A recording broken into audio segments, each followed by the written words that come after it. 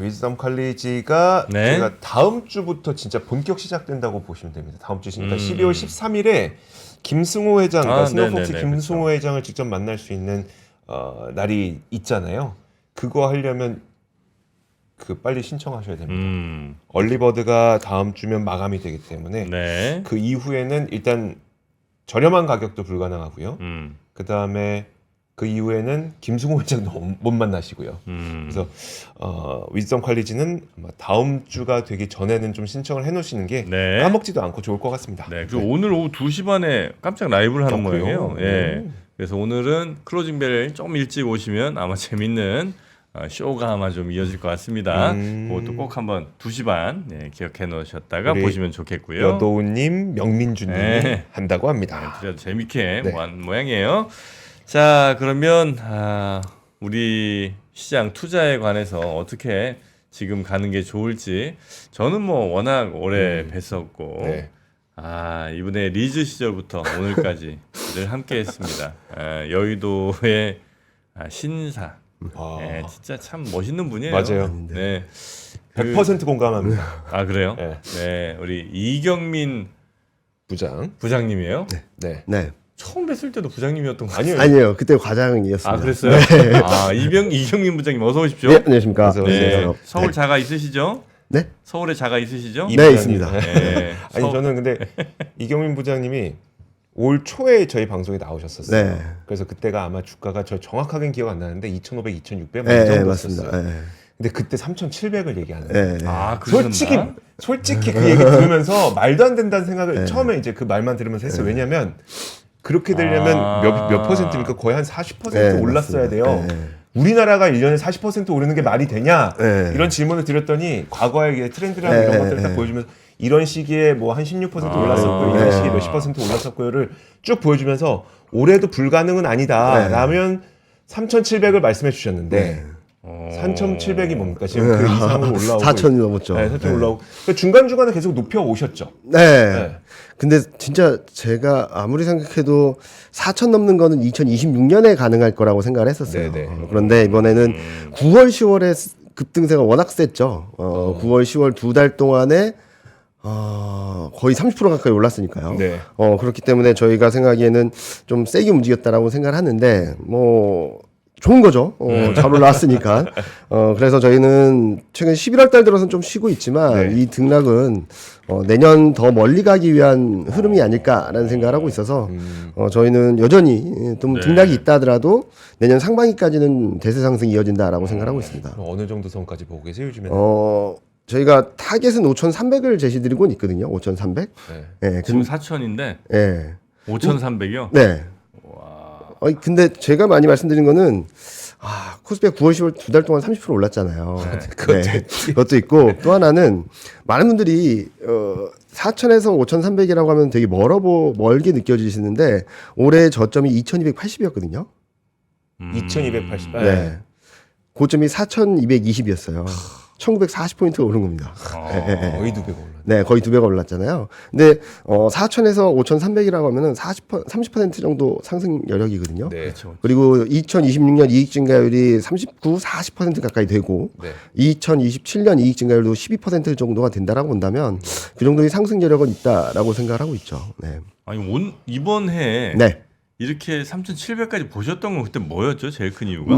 일단은 저희가 그때 3,700 말씀드렸던 것은 저희 타겟은 3,400, 3,500인데 네. 오버슈팅 나오면 거기까지 갈 수 있다 정도로 말씀을 드렸던 것 같은데 일단은 미국 이외의 지역 그러니까 작년 하반기부터 중국이 굉장히 센 정책 드라이브 금리 인하 이걸 걸었고 한국도 금리 인하 재정 확대 뭐 했고 유럽도 가파른 금리 인하를 하면서 미국 이외의 지역들에서 폴리시 믹스라고 하는 통화정책 완화와 재정 확대가 같이 들어온다. 네. 근데 2025년에는 미국이 동참할 수 있다. 미국까지 금리 인하 그리고 2026년에는 재정 확대하면서 폴리시 믹스 모멘텀이라는 게 더 강해진다. 그러니까 유동성이 더 세진다라는 말씀을 드렸고 이 와중에 이익 증가나 이런 것들이 좋아질 수 있다라고 얘기를 드렸는데 반도체가 이렇게까지 셀 줄은 저도 솔직히 몰랐습니다. 왜냐하면 9월, 10월 두 달 동안에 코스피 선행 EPS가 8월 말이 300포인트였어요. 네.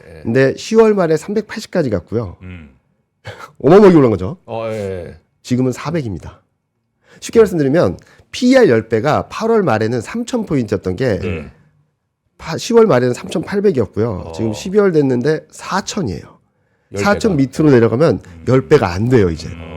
근데 이걸 누가 끌어갔냐? 반도체 업종이 압도적으로 끌어갔습니다. 네. 반도체 이익이 한 제가 알기로는 저점 대비 80% 8월 말 이후 80% 정도 12개월 선 EPS가 올라가면서 코스피 EPS 한 33% 올라오는데 지대한 영향을 줬고 네.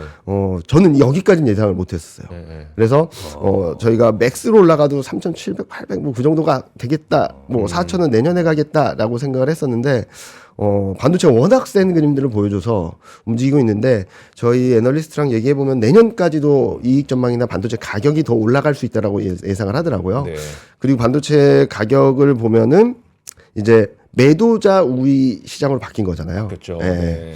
그래서 매수하는 사람들이 안달이 난 상황이라서 네. 이게 어디까지 갈지는 좀 모를 것 같아요. 그래서 제가 요즘 많이 말씀드리는 거는 저희 타겟이 5,300인데 5,300 가면 팔아야지가 아니라 좀 위로 열어놔도 되겠다. 1분기, 2분기 실적 시즌 지나면은 아마 반도체 이익 전망이 또 상향 조정될 수도 있거든요. 네. 예. 그러면은 EPS가 더 올라갈 거고. 그러니까 반도체 원툴이에요. 지금 5,300까지 높이신데.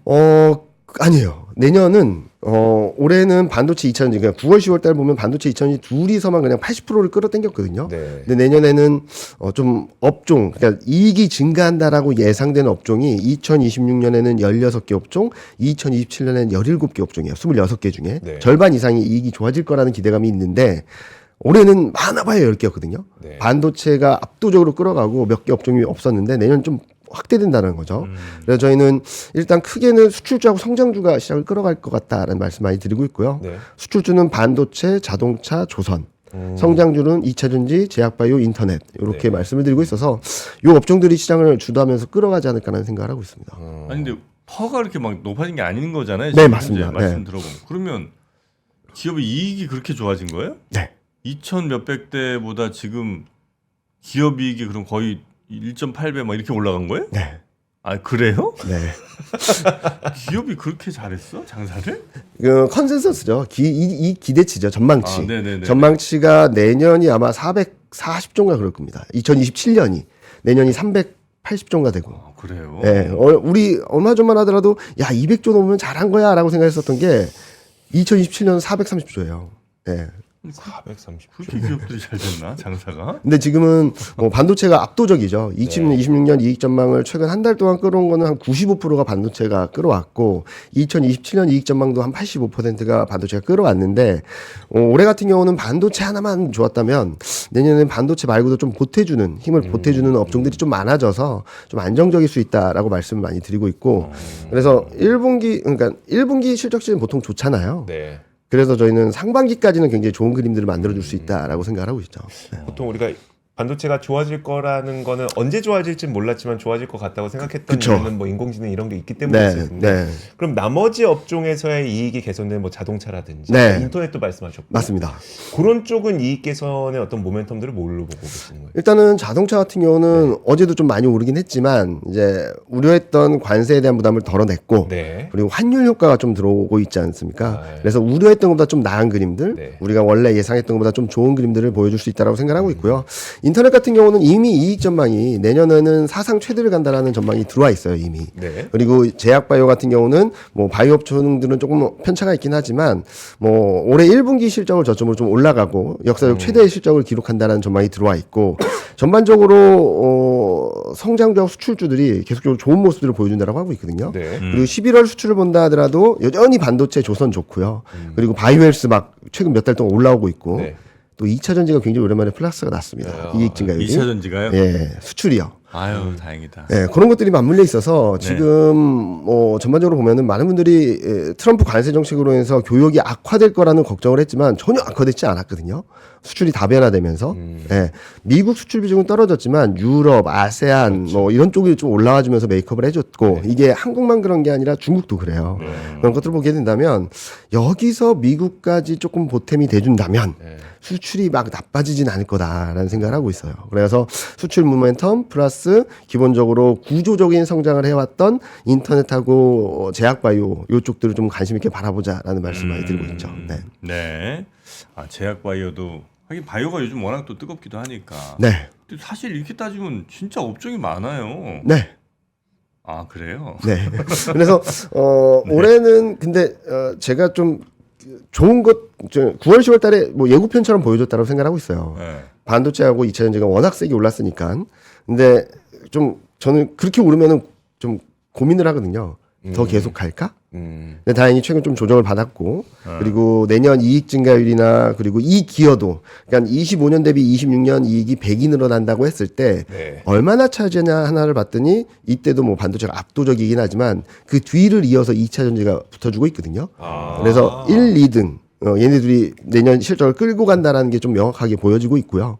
그리고 뭐 제가 조금 아직까지 많은 분들이 기대하지 않지만 그래도 좀 반전을 기대할 수 있는 게 자동차, 인터넷, 제약바이오 중에서도 좀 큰 애들 네. 좀 보고 있는데 왜 그렇게 자꾸 그렇게 얘기하냐면은 저희가 하반기 전망을 하면서 반도체하고 2차 전지 봐야 된다는 말씀 드렸거든요. 6월 초에. 그때만 했었어도 네, 이 생각 많이 하시겠죠. 그때 많이 뭐라고 하셨어요. 조방원 봐야지 왜 반도체하고 2차 전지 보냐. 하긴 그때는 네. 조방원 분위기였었죠. 예. 네. 그리고 그 전에도 뭐 말씀드렸는데 잘 생각을 해보시면 반기나 분기별로 그 전에 관심이 없던 애들이 튀는 경우가 굉장히 많았어요. 네. 올해 상반기에 너무 핫했던 금융하고 지주사 같은 경우도 2024년 말에는 아무도 관심 없었거든요. 제일 싫어했죠. 네, 네. 이건 평생 안 오르는 주식이라고. 맞습니다. 그리고 제가 6월 초에 그것만 하더라도 다 죽은 2차 전지를 왜 얘기를 하냐 뭐 그런 얘기를 하셨고 그리고 조선도 몇 년 전만 해도 이제 망했다 끝났다라고 얘기들이 많이 나왔었던 거고 그래서 아직까지 많은 분들은 관심이 없는 자동차, 인터넷, 제약바이오 특히 제약바이오 중에서는 큰 애들이 좀 내년 상반기에는 좀 반전을 보여주지 않을까라는 기대를 좀 하고 있습니다. 오히려 제약바이오 큰 애들이라고 얘기하는 게 뭐예요? 코스피에 있는 제약사들 말씀하시는 거예요? 삼바라든지 뭐 그런 쪽들을 말씀을 드리고 있는데 제가 그렇게 보는 이유는 전통 제약은 아니죠. 바이오 전통 쪽. 제약이라기보다는 바이오가 포함되어 있는 거로 봐야 되겠죠. 그렇겠죠. 네. 근데 요 그림 하나 보시면 밑에 그림인데요. 요 빨간색이 제약 바이오 업종의 코스피 대비 상대 강도예요. 이렇게 떨어진다라는 건 상대적으로 코스피보다 약하다라는 거고요. 파란색은 소프트웨어 상대 강도예요. 근데 보시면 한국 구체와 마이너스 0.5고 마이너스 0.73이라는 상관관계가 뚜렷해요. 왼쪽 아래 그림. 네, 요 그림이요. 네. 보시면은 채권물이 올해 5월 저점으로 이게 쫙 치고 올라갔거든요. 네. 그러면서 제약바이오가 인터넷이 쭉 밀려버렸잖아요. 네. 네. 근데 만약에 이 채권물이 꺾이게 된다라고 하면 얘가 치고 올라갈 수 있는 그림이 나와서 저희는 내년 상반기에는 제약바이오 인터넷 지금 많이들 관심 없을 수 있지만 꼭 지켜봐야 된다라는 말씀 많이 드리고 있습니다. 채권물량 반대로 간다라는 거죠. 최근 채권물량 워낙 튀어서 네. 대표적인 성장주라고 할 수 있는 인터넷하고 제약바이오가 좀 꺾이고 좀 눌려 있는데 좀 올라올 수 있다라고 보고 있는데 그렇게 보는 이유는 일단은 인터넷은 이익이 이렇게 쭉 올라가는 그림이고요. 네. 밸류에이션은 뭐 다른 업종들하고 비교하면 비싸다라고 할 수 있겠지만 지금 역사적으로 되게 싼 구간까지 와 있습니다. PBR 같은 경우는 1.5배예요. 인터넷이. 인터넷 업종이요? 네, 네. 1.5배. PBR 1.5요? 1.5배예요. 1.5배. 같이 주고. 네. 그리고 제약바이오도 뭐 1분기에는 실적이 좀 출렁이긴 하지만 내년 2, 3, 4분기 쭉 올라가는 그림이고 제약바이오 PBR도 3배 조금 넘어요. 네. 역사적으로 되게 싼 구간에 와 있습니다. 아직도 진짜 우리나라 저평가된 애들이 너무 많네. 네. 그래서 제가 처음 2차 전지를 추천드리고 관심이 있었던 이유는 선행 PBR 1배가 안 됐었어요. 올해 4월, 5월 달에. 대표적인 성장주였는데. 그때부터 좀 천천히 오르다가 9월, 10월 달에 치고 올라갔는데 그런 그림들이 이 두 업종에서도 좀 보여지지 않을까라는 좀 기대를 하고 있습니다. 2차 전지는 전에 잘 나가던 친구들이에요? 아니면 또 새로운 뭐가 좀 달리 잘 나가는 애들이겠죠. 그러니까 제가 지금 2차 전지 말씀드리는 게 제가 몇 달 전에 광양 갔다 왔거든요. 광양. 네네. 시장 2차 전지가 최근처럼 많이 못 올랐을 때 네. 출장 다니면. 네, 출장 지점에서 이렇게 자리를 마련해줬는데 포스코 관련 2차 전지를 가지고 계신 80분을 모셔놓고 세미나를 했어요. 네. 시장 전망도 하고 2차 전지도 얘기를 드렸는데 많이 안 속상해 하시더라고요. 그래서 그러면서 역사적으로 좀 가는 거예요. 그래서 그건 아니다. 근데 제가 2차 전지를 말씀드리는 거는 과거 어마어마한 대세 상승을 했던 업종들이 대표적으로 조선하고 화장품이거든요. 네. 몇 년 동안 올랐다가 큰 하락이 나온 다음에 첫 번째 반등은 고점하고 저점의 한 60% 정도는 되돌렸어요.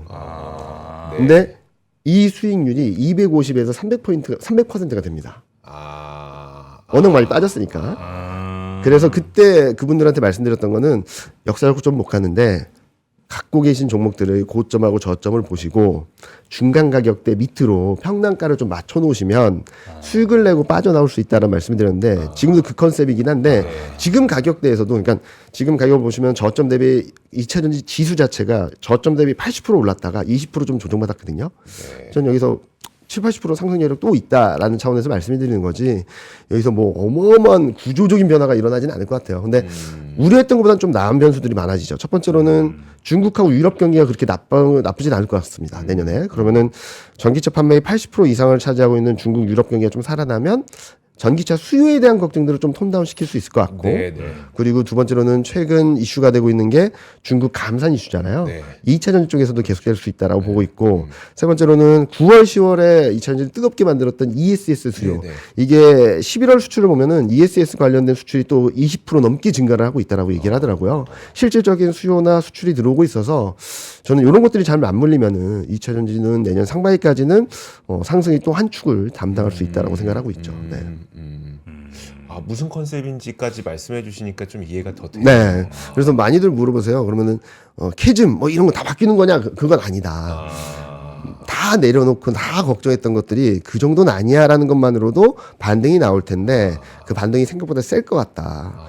그리고 그 반등을 잘 누리고 잘 빠져나오면 충분한 수익을 거둘 수 있다는 차원에서 올해 하반기 내년 상반기까지는 좀 지켜봐야 되는 업종으로 말씀드리고 있습니다. 네. 그럼 뭐 제 가격까지 오긴 힘들겠군요. 얼마인지는 제가 몰라요. 그러니까 아까 말씀드렸잖아요. 고점하고 저점 보시고 중간 가격이 얼마인지 보시면 한 거기서 한 10% 20% 더 올라갈 수 있다 정도로 보시면 될 것 같아요. 좀 더 기다려 보겠습니다. 한번 나중에 한번 말씀해 주시면 이따 나가서 말씀. 네, 알겠습니다. 듣겠습니다. 네, 하여튼 뭐 고가격이 힘들고. 근데 그 예를 들면 지금 환율이랑 뭐 이런 것들은 우리가 투자하기 괜찮은 상황이에요? 뭐 이자, 금리, 환율 뭐 이런 것들은? 일단은 금리는 미국채 금리는 완만하게 우하향은 하고 있어요. 이렇게 답답하지만 그래도 내려오는 그림이고 4% 초반에서 왔다 갔다 하고 있는 상황이고 문제는 한국이죠. 한국 국채 금리가 너무 튀어서 좀 많이들 걱정을 하시는데 저희는 좀 오버슈팅이라고 생각하고 있습니다. 좀 과하게 올랐다. 시장에서는 금리 인상에 대한 걱정까지 좀 선반영한 거 아닌가라는 생각을 하는데 저희는 채권 애널리스트 하시는 분이 내년 상반기 중에 금리 인하 한 번은 남아 있다. 마지막 한 발은 남아있다라고 생각을 하고 있어요. 그리고 만약에 미국이 지금 12월에 금리 인하 한다 안 한다의 논란도 있고 이제 12월 FMC에서 점도표에 따라서 좀 변화는 있겠지만 미국도 금리 인하 사이클을 좀 더 명확하게 보여주게 된다면 한국도 한 번 정도 할 수 있는 여진이 있다. 그리고 경기 상황이나 이런 것들을 봤을 때는 저희는 충분히 할 수 있는 여진이 있다라고 생각을 하고 있는데 너무 과하게 올랐죠. 근데 당분간은 좀 왔다 갔다 많이 할 수 있습니다. 왜냐면은 최근 워낙 국채금리가 급등을 하다 보니까 몇몇 기관이나 이런 쪽에서 연말까지 거래가 정지돼 버린데도 많이 생겼다고 거래가 하더라고요. 정지되는 건 뭐예요? 변동성이 너무 크니까 여기서 묶어버리는 거죠. 이제 고정가로 묶어버리는 거예요. 이제 거래 금지. 연말까지 금지. 그러면은 전반적인 거래량이 훅 줄어들면은 작은 매수, 작은 매도에도 크게 변동을 할 수는 있다라고 보고 있어요. 근데 이게 뭐 3년물이 뭐 3%를 넘었는데 이게 4, 5 가는 그림이 아니라 3% 전후에서 뭐 급등락을 보여주면서 고점을 만들어가는 과정이지 저희는 내년에는 2.6까지는 내려갈 수 있다라고 생각하고 있습니다. 3년물 국채금리가 2.6까지 내려갈 수 있다라고 보고 있어서 채권 투자도 굉장히 매력적이다라고 생각을 하고 있고요. 그리고 달러 같은 경우는 달러 인덱스도 그렇게 많이 안 올랐어요. 원달러 환율이 좀 문제죠. 원달러 환율이 1470원에서 계속 왔다 갔다 하고 있는데 이거는 좀 과한 심리와 과한 수급 때문이다라고 생각을 하고 있어요. 일단은 뭐 여러 가지 지목되고 있는 게 첫 번째로는 매년 200억 달러를 미국한테 줘야 된다라는 거잖아요. 저희도 그 걱정 때문에 원래는 1,450원에서 1,300원에서 1,450원을 박스로 보고 있었는데 밴드로 50원씩 올렸어요. 1,500원에서 1,350원으로 올리긴 했는데 이게 방향성을 바꿀 만한 변수는 아니다라고 생각하고 있습니다. 왜냐면은 200억 달러가 고정에 되어 있다라고 생각을 하잖아요. 근데 여기에서 여러분들이 간과한 것 중에 하나는 최대입니다. 그렇죠. 200억 달러 이상이 될 수는 없어요.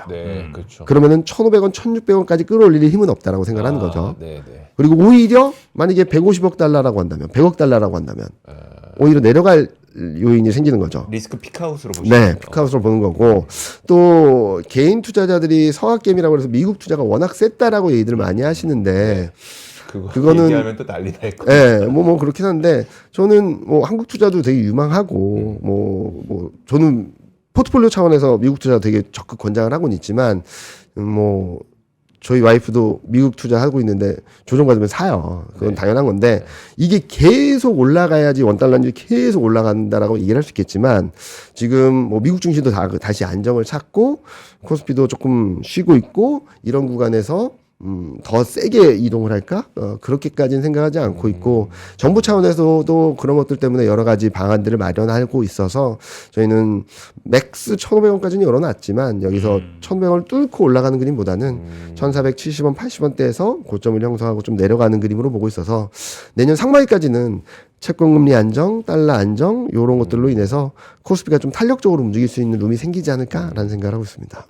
그럼 환율이 더 튀지만 않으면 사실 이 정도 환율도 우리나라 입장에서는 너무나도 통화 가치가 너무 약하다고 생각하잖아요. 근데 더 올라가지만 않아도 외국인들은 좀 충분히 들어올 수 있을 만한 그 수준이라고 보세요? 9월, 10월 달을 보시면 그때도 원달러율이 내려가진 않았어요. 그건 그래요. 네. 네. 근데 지금 문제는 뭐냐면은 확실한 모멘텀에 대한 배팅이 약하다라는 거죠. 네. 그때 9월, 10월 때는 아까 말씀드렸듯이 반도체 선행 EPS가 80%가 날아가고 코스피가 30%가 날아가는 상황이다 보니까 환율 상관없이 들어왔던 거고 네. 지금은 그런 것들이 약간 슬로해지다 보니까 좀 주저하는 거고 일부 차익 실현을 하고 있는데 외국인 투자자들 또한 좀 여러 가지를 봐야 되긴 하지만 또 안 좋아하실 수도 있는데 요 그림 하나 보여드리면 네. 코스피를 판 건 아닙니다. 반도체를 팔았습니다. 보여주세요. 여기 요 그림 보시면은 11월 한 달 동안 14조 4,600억을 팔았는데 네. 반도체 11조를 팔았어요. 11조. 네, 전자가 2조 3천억. 이거는 잘못 못한데 이게 8조 정도를 닉스 하나에 팔았습니다. 그러니까 코스피를 팔고 떠나는 건 아니에요. 네네. 반도체를 좀 많이 샀다가 좀 정리하는 과정이 있다라고 생각하는데 조금 찜찜한 거는 요 빨간색이 닉스거든요. 네. 작년 하반기부터 샀던 거 이상으로 팔고 있어서 조금 걱정은 되고 있어요. 닉스는. 근데 반대로 요 짙은 색이 전자예요. 요게 전자는 거의 안 팝니다. 외국인 선호가 좀 바뀌는 거 아닐까? 라는 생각을 조심스럽게 하고 있어요. 그리고 또 하나 봐야 될 건 만약에 재밌는 게 10월 한 달 동안에 외국인이 코스피가 급등을 했잖아요. 10월 한 달 동안에 한 20% 가까이 올랐는데 그때 외국인이 선물에서 6조를 매도했어요. 네. 그리고 11월 초에 더 쭉 빠지니까 매도를 7조까지 늘렸다가 최근 요 그림 보시면은 요건 계약 기준, 요거는 금액 기준인데 매수하고 있습니다. 미리 팔아놨던 거를 3,800 도달하는 시점부터 이제 수익이 났을 거 아니에요. 팔아놨던 게 환매수하면서 더 빠지지 않을 것 같다라는 시그널을 주고 있는 것 같아요. 저는 선물 시장에서. 그리고 마지막으로는 많이들 순매수 금액 많이 보시는데 금액은 항상 사상 최고일 수밖에 없습니다. 예, 시가총액이 늘었으니까. 그래서 제가 많이 보는 거는 매수 강도거든요. 시가총액 대비 얼마 샀나. 그래서 비율로 보는데 그걸 보시면은 최근 들어서 현물 매도 또한 뭐 이때 올해 4월, 작년 8월, 1월 때를 빼고는 저점에 와 있고요. 근데 매도 클라이막스에 진입했다라는 거죠. 네. 20일 누적 순매도도 저점에 와 있어서 현물에서는 선매수가 들어오고 있고 현물에서도 매도 클라이막스 구간으로 들어가고 있어서 저는 외국인 수급은 이제 거의 다 나올 거 나왔다. 더 나빠지지 않을 것 같다라고 생각하고 있습니다. 그럼 뭐 외국인들 자꾸 이제 파니까 그게 좀 많이 걱정이었는데 이제 팔 거 다 팔았다 이거죠? 네. 네. 네. 다시 들어가자 그러면. 근데 다음 주는 좀 보셔야 될 것 같아요. 11일 날 FMC 회의가 있잖아요. 그렇죠. 새벽에. 네. 그때 결과가 어떠냐에 따라서 출렁임 정도는 있을 거라고 생각하고 있습니다. 결과에 따라서. 근데 그게 금리 인하 사이클이 끝났다라는 시그널이 아니면 좀 매수 기회다라고 생각하고 있어서 저희는 12월 11일 새벽 결과에 따라서 등락은 좀 있겠지만 또한 매수 기회고 내년에 보면은 뭐 금리 인하 사이클 지속될 것이고 트럼프의 경기 부양 정책은 더 세질 거고 그리고 실적 이제 12월 중순 이후부터는 이제 프리어닝 시즌 또 들어가잖아요. 그런 것들 들어가게 되면은 실적에 대한 기대도 또 올라갈 수 있고 내년에 대한 실적 기대, 27년에 대한 실적 기대까지 올라가게 되면 좀 상승 여력이 더 확대된다라고 생각하고 있습니다. 유가 이게 진짜 마지막으로 네. 유가는 사실 굉장히 아래에 있는 상태잖아요. 네. 그런데도 그 산업 전체, 지구 전체, 우리 이제 하여튼 전 세계가 조금 이제 약간 경기가 그렇게 막 좋은 건 아닌가 네. 생각이 좀 드는데 네. 반면에 또 구리는 계속 또 올라가는 거 그쵸. 하고 뭐 경기가 전 세계가 좋은 거예요, 안 좋은 거예요? 지금은 경기에 관심이 별로 없죠. 아, 네. 관계 유동성만. 없이 가죠. 경기에 관련 없고 지금 앞서 맨 처음 말씀드렸던 게 폴리시믹스라는 모멘 그거예요. 요 그림 하나 보시면 폴리시믹스라는 거는 재정 확대와 통화 정책 완화가 같이 들어오는 거거든요. 이게 코로나 때 이후로 되게 오랜만에 들어오는 건데 그동안에는 미국 이외의 지역 중국, 유럽, 한국이 했고 9월 달부터 미국이 금리 인하 사이클을 걸었고 내년에는 이제 트럼프가 중간 선거를 앞두고선 재정 확대도 할 수 있다라고 보고 있어서 네. 저는 이 모멘텀이 세진다라고 보고 있는데 이 구간에서는 실물 경기 회복에 대한 큰 관심 없습니다.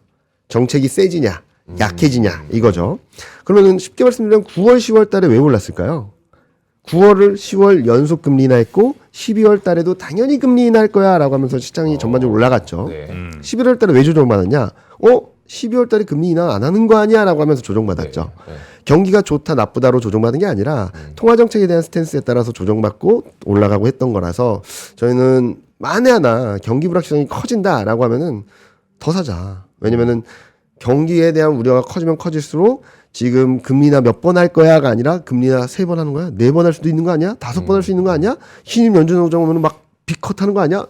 이런 기대까지 들어올 수 있어서 저희는 경기가 좋다 나쁘다 보다도 정책이 얼마나 세질까에 대한 네네. 부분들이 이번 상승의 중심 동력이다라고 생각하고 있습니다. 네, 알겠습니다. 자, 조금 더 마음이 편해졌고요. 하여튼 대단하십니다, 우리 이경민 부장님. 그러니까요. 네. 아. 우리 이경민 부장님 또 늘 행복하시고, 네, 감사합니다. 네, 주말도 잘 보내시고, 네. 네, 또 뵙도록 하겠습니다. 고맙습니다. 네, 감사합니다. 네. 네. 자, 저희도 이제 인사드리고 가야 되겠네요.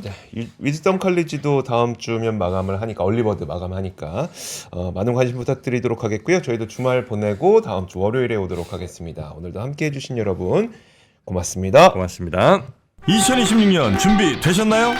새해에는 투자 수익도 삶의 방향도 180도 바꾸고 싶다면 지금이 바로 그 순간입니다. 스타트 2026 위크 1 12월 13일 토요일 최장기 베스트셀러 돈의 속성의 저자이자 스노우폭스 창립자인 김승호 회장이 단 하나의 질문을 던집니다. 어떻게 투자할 것인가? 그리고 그 자리에서 당신의 생각을 뒤흔드는 실전 Q&A가 시작됩니다. 위크2 12월 21일 일요일 저속노화의 정희원 소장 그리고 3프로TV 구독자가 사랑한 투자 전문가 윤지호 대표와 안유화 원장 여기에 데이터로 세상을 읽는 송기령 작가까지 인생, 건강, 투자 그리고 한국 사회 2026년을 관통할 모든 이야기가 단 하루에 압축됩니다. 얼리버드 마감 전에 위즈덤 칼리지 2026학년도 입학 등록만 하시면 이 모든 강연에 무료로 참여하실 수 있습니다. 하지만 좌석이 한정돼 있어 등록 순서대로 선착순 마감됩니다. 지금 바로 망설이지 말고 영상 아래 링크에서 확인하세요.